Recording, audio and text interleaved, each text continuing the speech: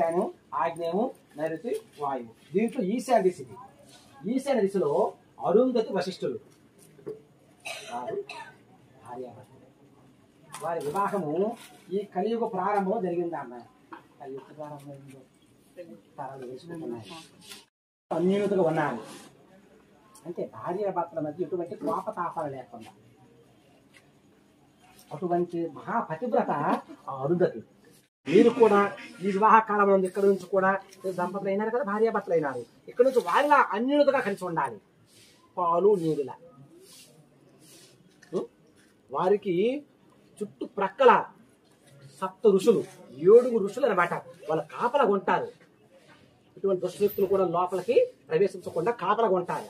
అటువంటి మహా దంపతులు వారు ఏ విధంగా ఉన్నారు. మీరు కూడా ఇక్కడ చక్కగా అన్నింటిలో పాలు మీద కలిసి ఉండాలి. మరి అదే దాంపత్యం. ముగ్ధా కంకణ వంక వెలుగుచున్నది ముగ్ధా సరోజరాని, అడ్డంగున్నది వంక చొక్క దిగువనే అరుంధతి దేవియే, మృత్తైదమ్మ దివజల్ మృక్కించర ఝారకిల్, అరుంధతి మహాదేవి వాసిష్ఠా పీభామిని, సౌభాగ్య దేహి మే దేహి సుఖపుత్ర ప్రదర్శని, అరుణ దర్శన ముహూర్త సుముహూర్తస్తు.